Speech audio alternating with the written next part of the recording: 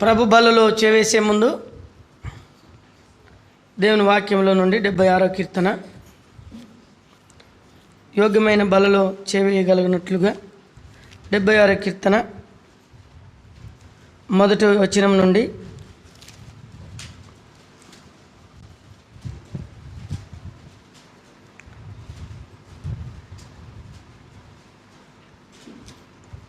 మూడో వచనాల వరకు. 76వ కీర్తన మొదటి వచనం. యూదాలో దేవుడు ప్రసిద్ధుడు, ఇశ్రాయేలు ఆయన నామం గొప్పది, షాలేములో ఆయన గుడారం ఉన్నది, సియోనులో ఆయన ఆలయం ఉన్నది. అక్కడ వీటి అగ్ని బాణములను, కీడములు, కత్తెలను, యుద్ధాయుధములను ఆయన విరుగుగొట్టెను. ప్రేమగల తండ్రి, పరిశుద్ధుడైన దేవునికి వందనాలు.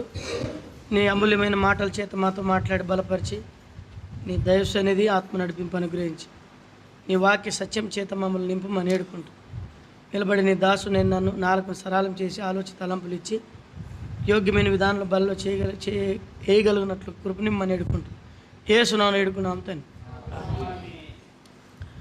చదివిన లేఖన భాగంలో సియోను గురించి మనం ధ్యానిస్తున్నాం అన్నమాట. సియోన్లో షాలేములో ఆయన గుడారం ఉంది, సియోనులో ఆయన ఆలయం దేవుని ఆలయము, పరిశుద్ధమైనటువంటి ఆలయం. మొట్టమొదటిగా దేవుని వాక్యంలో చూస్తే, నా మందిరం సమస్త జనులకు ప్రార్థన మందిరం.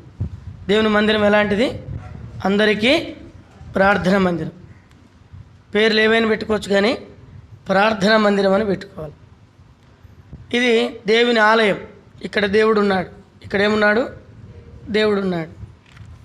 అక్కడ రాయబడినటువంటి మాటలు ఏంటంటే, అక్కడ వీటి అగ్ని బాణములు, కేడములు, కత్తలు, యుద్ధాయుధములు ఆయన విరగగొట్టాను. అంటే సమాధానపరిచేటువంటి ఆలయం. ఏం ఆలయం? ఎలాంటి ఆలయం ఇది? సమాధానపరిచేటువంటి ఆలయం. అనవసరమైన సమస్యలు తెచ్చుకునేటువంటి ఆలయం కాదు. నేను ఈరోజు నా దినపోర్షన్లో 2వ దినవృత్తాంతం 34వ అధ్యాయంలో నేను చదువుతున్నప్పుడు రాజైన యోషయ అనేటువంటి వ్యక్తి ఉన్నాడు. రాజైనటువంటి యోషయ. ఈ యోషయ అనేటువంటి రాజు దేవుని మందిరాన్ని అద్భుతంగా కట్టగలిగాడు. యాజకులకి జీతాలు ఇచ్చినాడు. ఆ దినాల్లో పస్కా పండగ ఆగిపోయిందంట. ఆగిపోయిన పండగను మరలా ఆరంభించినప్పుడు 36,000 గొర్రెలు, 3,000 ఎద్దులు, మిగతా అన్నీ కూడా మేకలు, మేకపోతులు దేవుని బలి కోసం, నిత్య బలి కోసం ఇచ్చాడు. ఇంతగా ఆశీర్వదింపబడిన వాడు సమస్య లేకుండా దేవుడు తను ఆశీర్వదించాడు. దేవుని మందిరంలో ప్రయాసపడ్డాడు కాబట్టి శాంతి సమాధానంతో రాజ్యపాలన చేయాలని దేవుని ఉద్దేశం. కానీ రాజు ఏం చేసినాడంటే, ఫరో నెకో అనేటువంటి వ్యక్తి, దేవుడు ఏమన్నాడు, ఇశ్రాయేలీయులను పోయి నష్టపరచు అని దేవుడు పంపిస్తే, ఇతడు యూదుడైన రాజు ఊకుండాలి కదా. ఊకోకుండా ఏం చేసినాడంటే, వాడు నా మీదకే వస్తున్నాడేమో అని చెప్పి యుద్ధానికి పోతాడు. అప్పుడు ఫరో నెకో అంటాడు, దేవుడు నన్ను పంపించాడు, నేను వెళ్తున్నాను యుద్ధానికి, నీకు సంబంధం లేదు, నీకు సంబంధమే లేదు, నువ్వు దయచేసి రావద్దు అని చెప్తాడు. అంటే ఈయన వినడు. అనవసరమైనవి దేవుని మందిరం ఎప్పుడు కూడా సమాధానంతో ఉండాలి. అక్కడ యుద్ధము, ఆయుధములు, ఖడ్గములు, విల్లును ఆయన విరుగొట్టినాడు. అక్కడ సమాధానపరిచేటువంటి ఆ స్థలం అది. సమస్త జనులకు ప్రార్థన స్థలం. పోయిన మనం 7 కొండల గురించి 6 కొండలు మనం ధ్యానించినాం. అయితే ఒక కొండ సియోను కొండ. ఇప్పుడు సియోను కొండ ఏం చూపిస్తుంది అనే మాటను మనం ధ్యానిస్తాం. అయితే ఈ యోషయ అనేటువంటి రాజు అనవసరంగా వెళ్ళి అంబులేసేవాని చేతికి చిక్కినాడు. దేవుని మాట ధిక్కరించిపోయినందున అక్కడ చచ్చిపోతాడు ఆయన యుద్ధంలో. అనవసరమైంది ఆయనకి. అంత గొప్ప సేవ చేశాడు, ఎంతో గొప్ప పరిచారకుడు, ఎంత సేవకుడు, ఎంత పరిచయం చేసినాడంటే, ఆయన పస్కా పండుగను ఘనంగా ఆచరించేదానికి తీసుకొచ్చాడు. ఆయన దేవుని ఘనపరిచినటువంటి ఒక సేవకులాగా, ఒక ప్రవక్తలాగా పనిచేసిన వ్యక్తి, దేవుడు వద్దయ్యా నువ్వు రావద్దు అన్నాడు, నన్ను దేవుడు పంపించినాడని ఫరో నెకో అని చెప్తే కూడా, ఫరో రాజు చెప్పినా కూడా వినడు. అనవసరంగా యుద్ధానికి వెళ్ళి బాణాల చేతికి దొరికి చచ్చిపోతాడు. వాళ్ళు ఈ రథం నుండి ఆ రథంలోనికి ఎక్కించి, ఈ రథంలో నుండి ఆ రథంలోనికి ఎక్కించి తీసుకుపోతారు. అప్పటికే ఆయన చచ్చిపోతాడు. ఊరంతా దేవుని బిడ్డలంతా ఏడుస్తారు, గోడాడతారు, అప్పుడు పడతారు. కాబట్టి దేవుని మందిరం ఎప్పుడు కూడా అది ప్రార్థనా స్థలం, పవిత్రమైన స్థలం. అక్కడ సమస్యలు ఉండకూడదు. ఎవడైనా సమస్యలు రేపాలని చూసినా దేవుని వాక్యం చెప్తుంది, ఎవడైనా దేవుని ఇల్లును పాడు చేసినట్లా దేవుడు వానిని పాడు చేస్తాడు. దేవుని మందిరం జోలికి ఎప్పటికీ రాకూడదు, దైవ సేవకులకు కానీ దేవుని మందిరం జోలికి కానీ. కానీ దేవుని వాక్యం చెప్తుంది చూడండి. సియోను గురించి మనం చూద్దాం. దేవుని వాక్యం సియోను గురించి 125వ కీర్తన 125వ కీర్తన మొదటి 2 వచనాలు తీయండి మీ బైబిల్. 125వ కీర్తన 125వ కీర్తన 125వ కీర్తన మొదటి వచనం. 125వ కీర్తన మొదటి వచనం చదవండి. యెహోవా యందు నమ్మిక ఉంచువారు కదలక నిత్యము నిలుచు సియోను కొండవలే ఉంది. కాబట్టి ఒకటి ఏమిటంటే, మొట్టమొదటిగా ఇక్కడ రాయబడినటువంటి మాట ఏంటంటే, దేవుడు ఎల్లప్పుడూ కూడా మనల్ని మర్చిపోడు. ఇక్కడ కింద ఒక మాట, యెహోవా యందు నమ్మిక ఉంచువారు కదలక నిత్యము నిలుచు సియోను కొండ. దేవుని నమ్మితే బలమైన విశ్వాసిగా జీవించాలి. పిరికివారు, అవిశ్వాసులు ఏదో అప్పుడప్పుడు ఏదో బుద్ధి పుడితే దేవుని మందిరానికి రావడం, బుద్ధి లేనప్పుడు ఇంటికాడ ఉండొచ్చు. ప్రతిదానికి ఒక దినాన్ని దేవుడు లెక్క అడుగుతాడు నేను నన్ను. దేవుని విషయం, దేవుని సేవించే విషయంలో శ్రద్ధ భక్తులతో దేవుని సేవించాలి. భక్తి లేకుండా దేవుని సేవిస్తే చాలా తీవ్రమైన పరిణామం ఉంటుంది.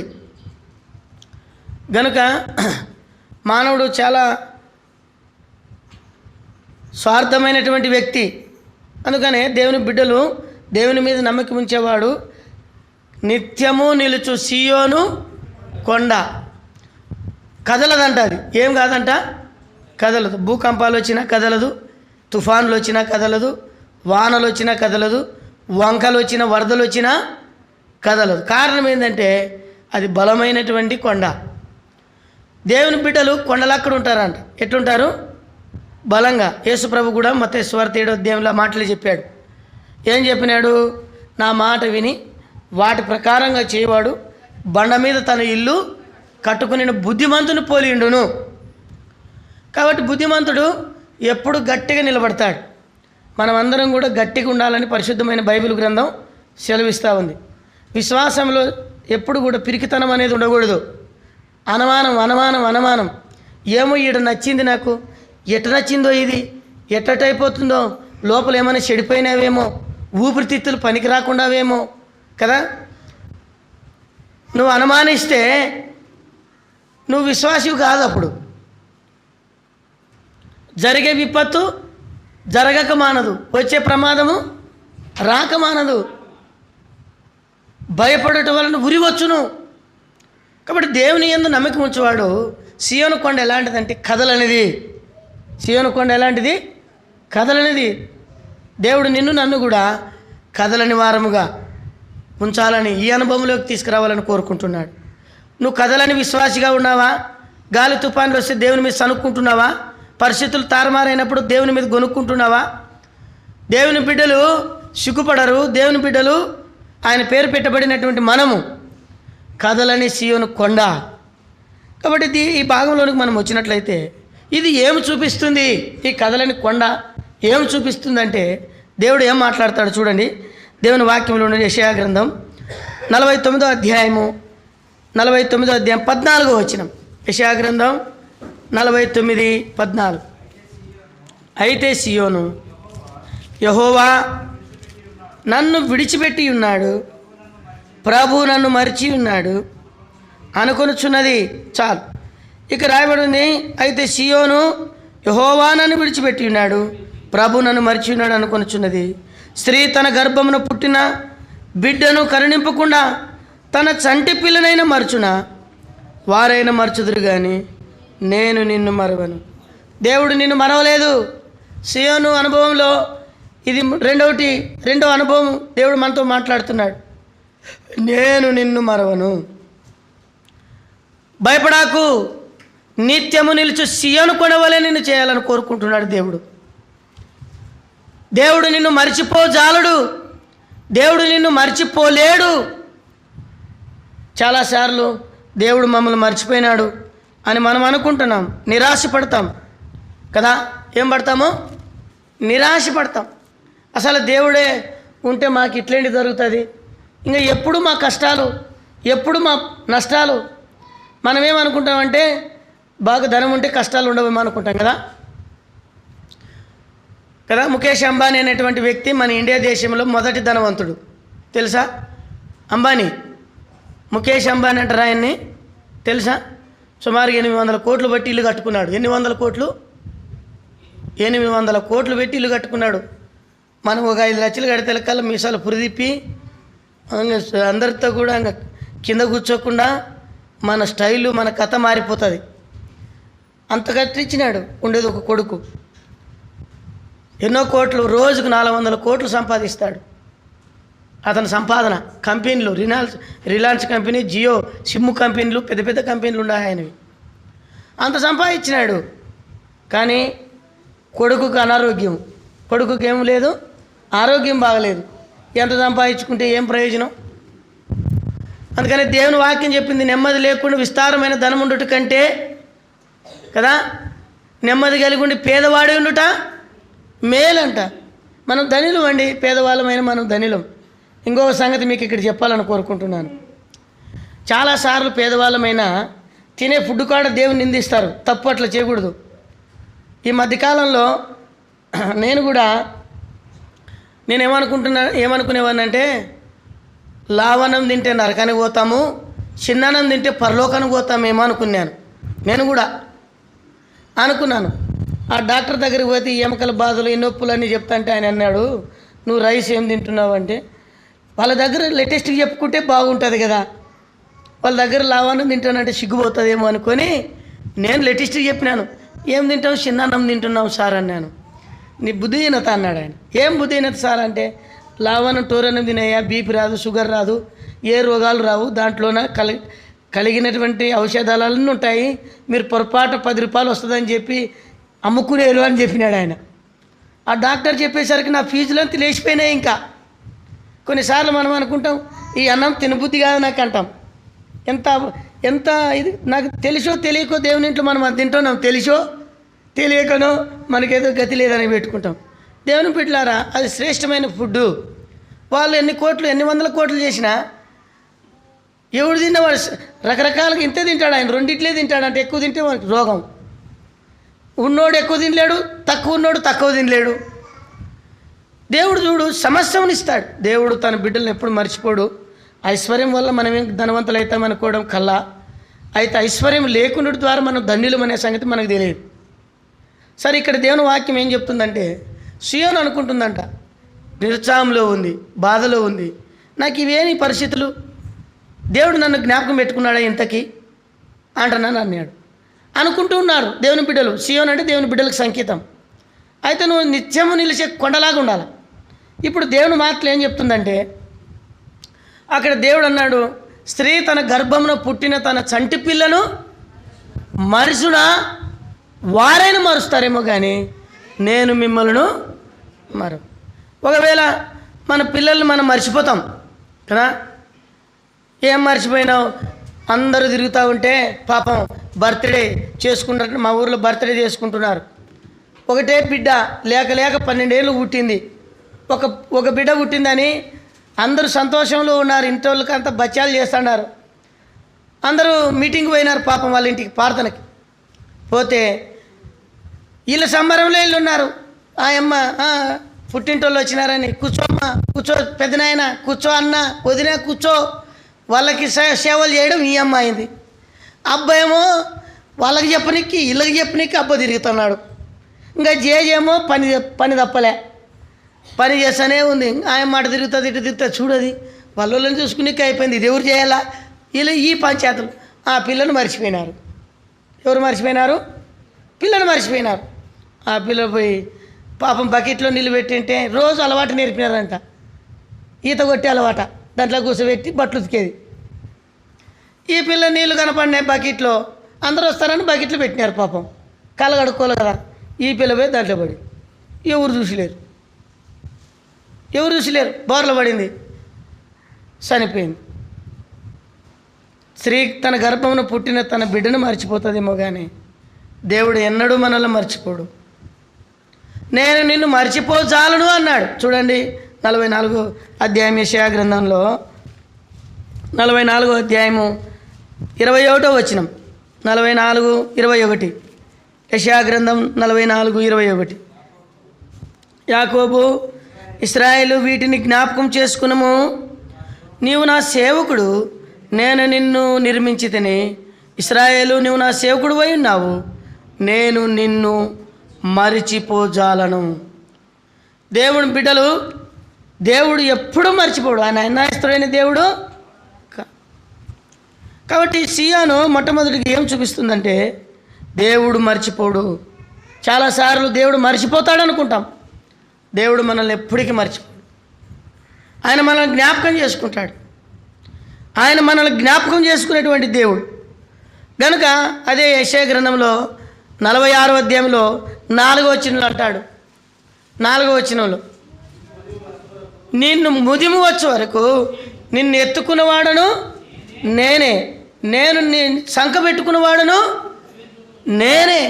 కాబట్టి దేవుడే నిన్ను కాపాడేవాడు, నిన్ను ఎత్తుకునేవాడు, నిన్ను జ్ఞాపకం చేసుకునేవాడు. కనుక మొట్టమొదటిగా దేవుడు మనల్ని మర్చిపోడు. ఎబ్రీ పత్రికలో 13వ అధ్యాయంలో 5వ వచనంలో కూడా అదే మాట యెహోషువను గురించి రాయబడినటువంటి మాట. నేను నిన్ను ఎడబాయను, ఎన్నడూను నేను నిన్ను విడవను, ఎన్నడూను ఎడబాయను. దేవుడు మనల్ని ఎడబాసేవాడు కాదు, పక్కకు తోసేవాడు కాదు.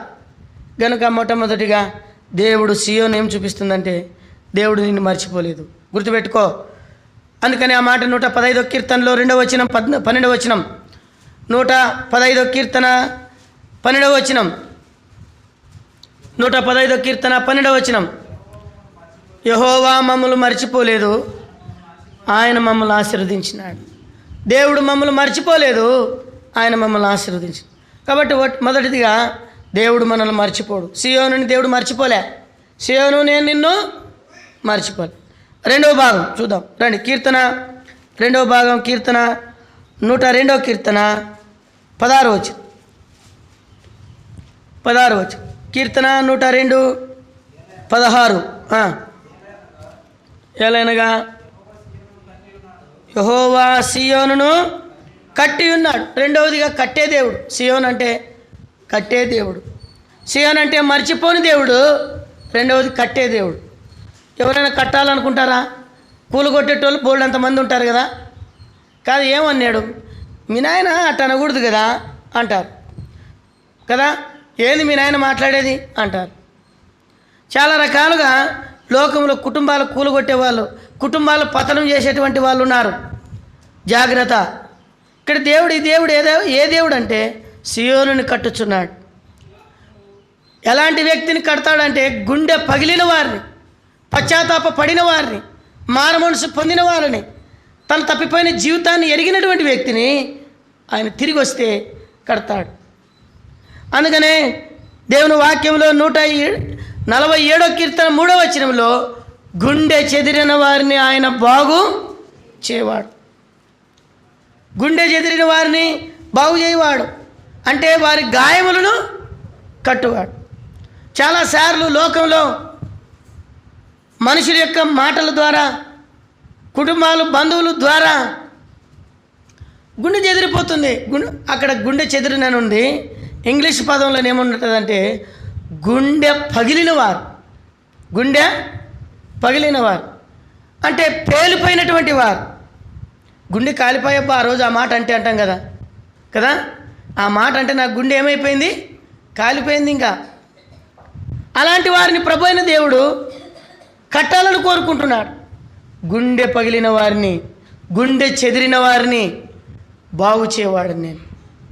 ఈనాడు ఎవరు నిన్ను బాగు చేయలేరు, ఎవరు నిన్ను కట్టలేరు. దేవుడు నిన్ను కట్టేవాడుగా. సియోను, నేను నిన్ను కట్టుచున్నాను. ఎంతటి వ్యక్తినైనా, ఎలాంటి దుర్మార్గుడైనా దేవుని దగ్గరికి పశ్చాత్తాప హృదయంతో వస్తే నేను కడతాను. తప్పిపోయిన కుమారుడు అదే కదా, ఎక్కడి నుండో దూరం నుండి చూశాడు. నేను నీ కుమారుని అనిపించుకోవడానికి నేను పాత్రుని కాదన్నాడు. పగిలిపోయిన హృదయంతో వచ్చాడు.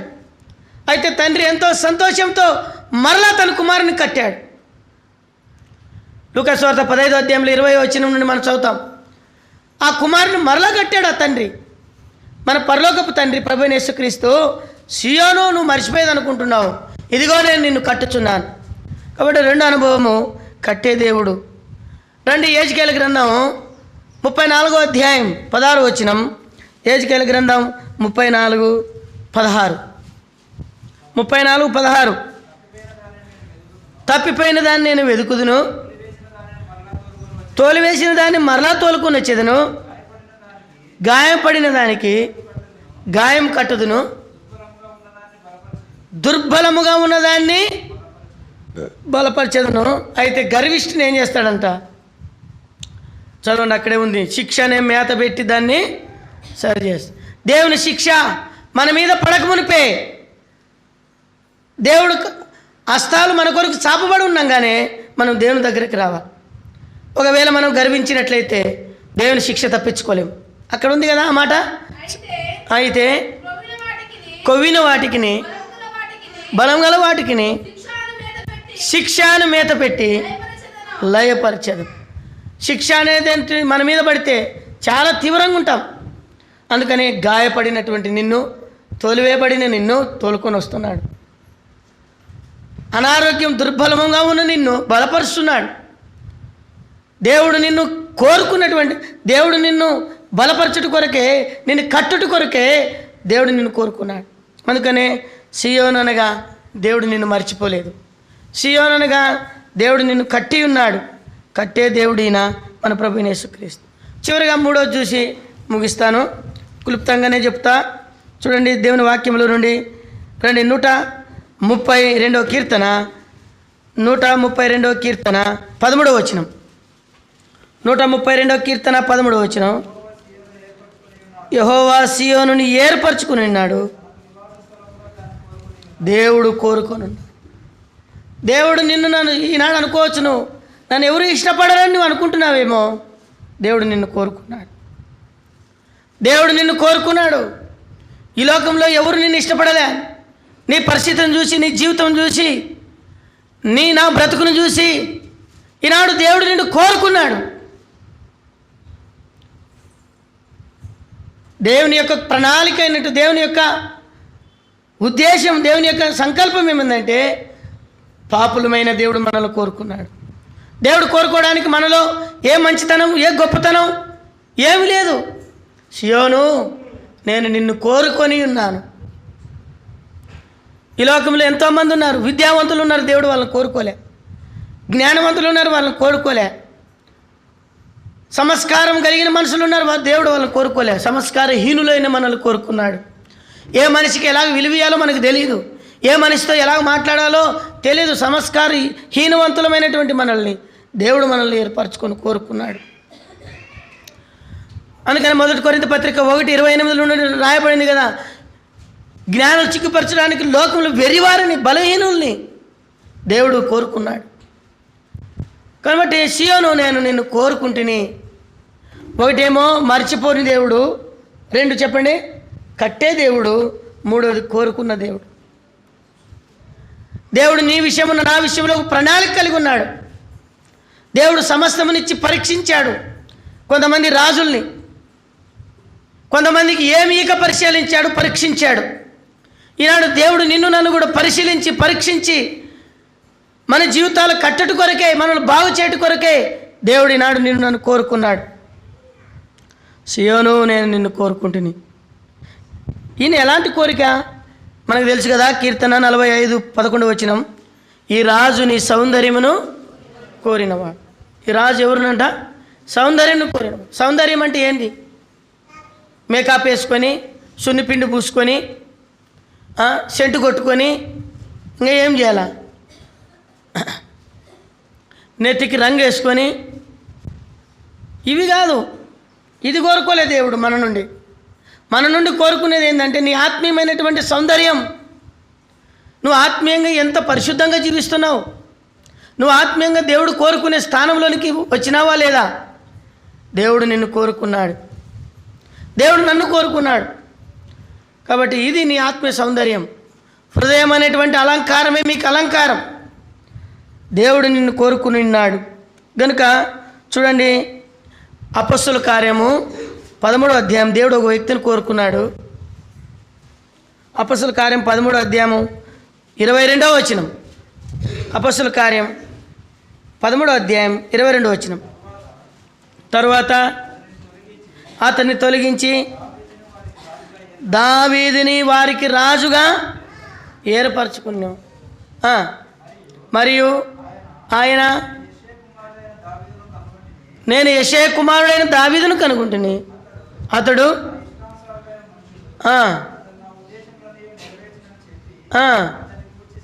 అతని గురించి సాక్ష్యం ఇచ్చినాడంట. ఇతను నేను కోరుకున్నానని, నా ఉద్దేశం నెరవేర్చేవాడు, నేను ఏర్పరచుకున్నటువంటి వాడు, నేను కోరుకున్నటువంటి వాడు.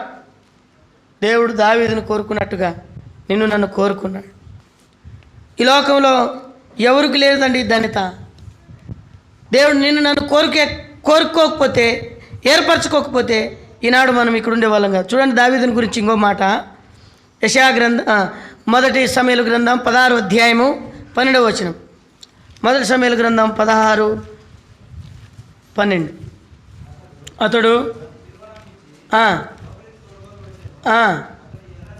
అతడు ఎర్రనివాడును చక్కని నేత్రములు గలవాడును.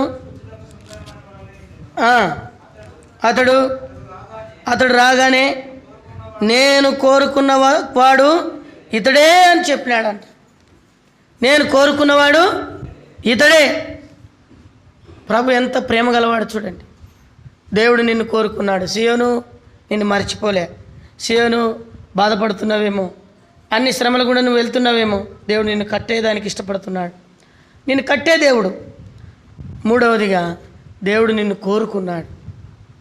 నిన్ను కోరుకున్నాడు.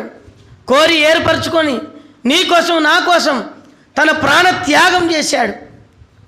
నేను మరణం పొందకుండా మనల్ని రక్షించడం కొరకు ఆయన కలవరి శిలువలో తన రక్తాన్ని చిందించినాడు. ఇదిగో నేను మిమ్మల్ని కోరుకొని నియమించితిని, ఇదిగో నేను ఏర్పరచుకున్నాను, లోకంలో నుండి నేను మిమ్మల్ని ప్రత్యేకించి తిని, నేను మిమ్మల్ని నా సొత్తుగా చేసుకున్నాను, నా జనముగా చేసుకున్నాను. దేవుడు నిన్ను నన్ను ప్రత్యేకంగా కోరుకున్నాడు. అందుకనే సియోనును కోరుకున్న దేవుడు ఈనాడు నిన్ను కోరుకున్నాడు. ఒకటేమో మర్చిపోని దేవుడు. సియోనుని నేను నిన్ను మర్చిపోలేదు, దేవుడు మనల్ని మర్చిపోడు. తర్వాత రెండవది కట్టే దేవుడు. మన ఆత్మీయమైన జీవితం పతనమైన స్థితిలో ఉండగా దేవుడు మనల్ని కట్టేవాడు. మూడవది దేవుడు నిన్ను నన్ను కోరుకోకపోతే మనం దేవునికి మహిమకరంగా ఉండలేము. కాబట్టి ఈనాడు నేను ఆయన రక్తం కిందకి వచ్చినాం, ఆయన బిడ్డలుగా చేపడ్డాం. దేవుడు నిన్ను నన్ను కోరుకొని ఏర్పరచు. రండి మోకాళ్ళ మీదకి ప్రార్థన చేస్తాం.